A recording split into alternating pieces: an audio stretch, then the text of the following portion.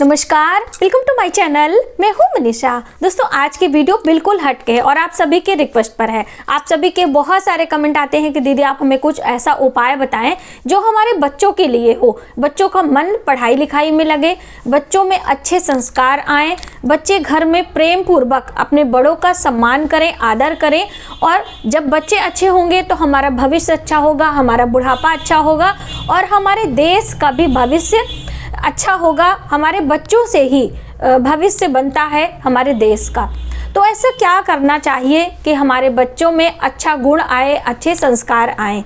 तो देखिए, इसके लिए तो सबसे पहले जब बच्चे हमारे गर्भ में आते हैं तभी से हमें इसके लिए प्रयास करना चाहिए और इसके लिए कर्म करते रहना चाहिए।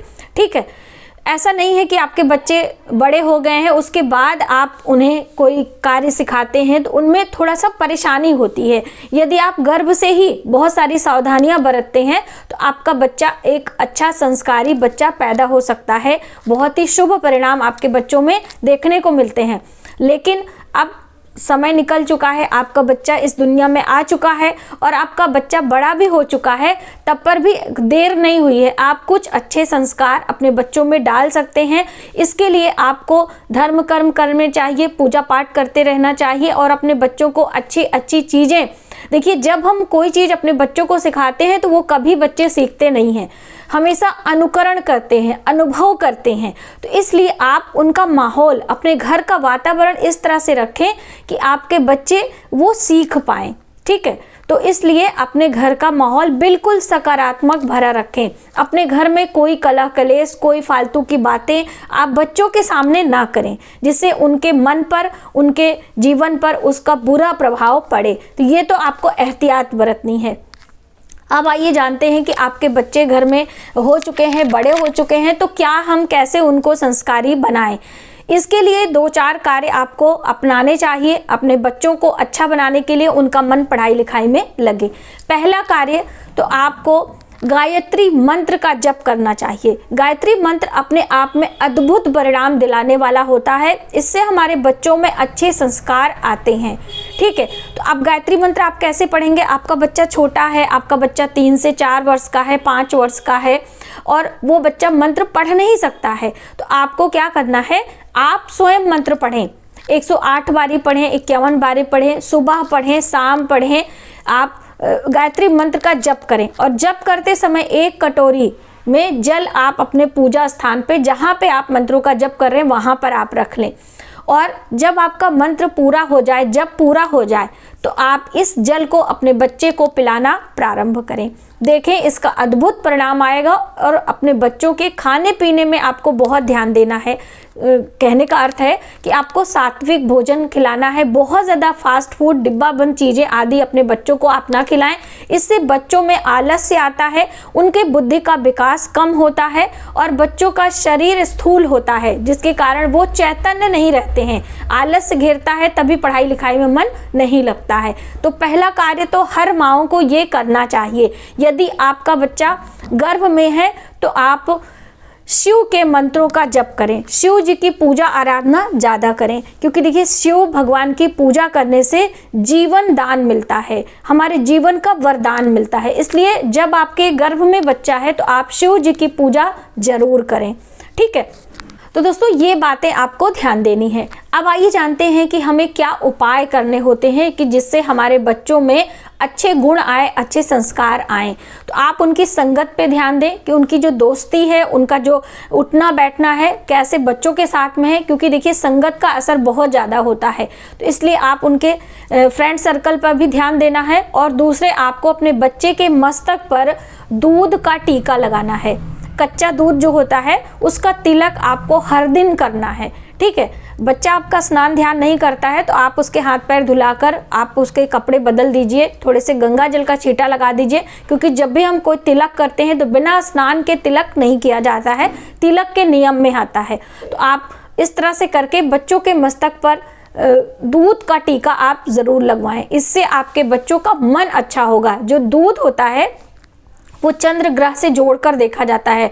और जब हम दूध का तिलक अपने बच्चों के मस्तक पर लगाते हैं तो उनके मन पर हम काबू पाते हैं, मन को सही दिशा में जोड़कर जो है रख सकते हैं। तो इसलिए आपको अपने बच्चों के मस्तक पर दूध का टीका लगाना प्रारंभ करना है, गायत्री मंत्र का जप करना है। ठीक है, ये 2 कार्य आप करें। अगला कार्य आपको करना है तुलसी के पत्ते का उपाय, जो कि मैंने आपको लास्ट वीडियो में ही बताया था, लेकिन क्या है कि वो लास्ट में है ना, तो हो सकता है आप में से बहुत सारे लोग नहीं देख पाएंगे, इसलिए इस वीडियो में मैं आपको ज़रूर मेंशन करना चाहूँगी, क्योंकि इसका अद्भुत परिणाम आता है। आपके बच्चे बड़े हो चुके हैं, जो है एडल्ट हैं, तो भी आप ये उपाय करेंगे, आपको बहुत लाभ मिलेगा।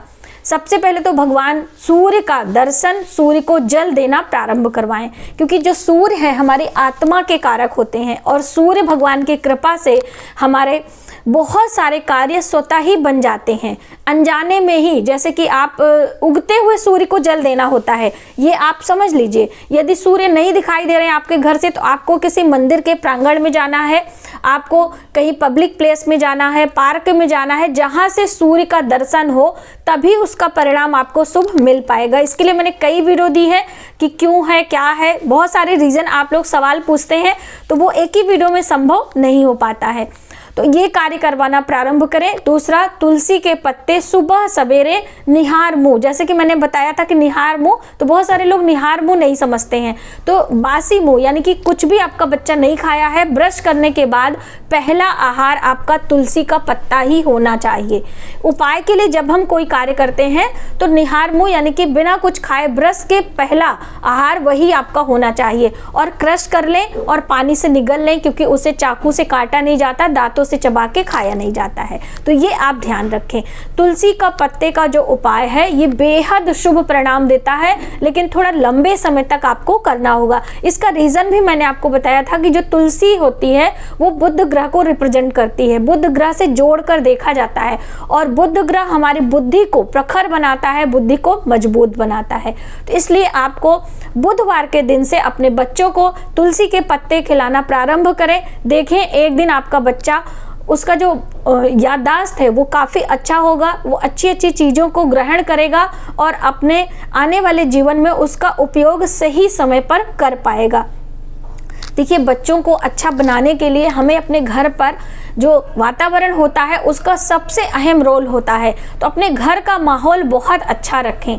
कोई ऐसी बातें, कोई ऐसी चीज़ें अपने बच्चों के सामने आपको नहीं करनी है जिससे बच्चों के मन पे बुरा असर पड़े। पैसे की भी बातचीत आप ले लीजिए, बहुत ज़्यादा पैसों का दिखावा, बहुत ज़्यादा पैसों की सुख सुविधाएं भी बच्चों को नहीं देनी चाहिए। ज़रूरत पड़ने पर उन्हें, आवश्यकता पड़ने पर ही उन चीज़ों की सुविधाएं उन्हें मिलनी चाहिए, क्योंकि उसकी अहमियत, उसकी कीमत उन्हें पता चलनी चाहिए ना। ऐसा नहीं कि बिना मांगे ही बच्चों को हर चीज़ आप लाके देते रहें, इतना भी दुलार बच्चों को बिगाड़ देता है।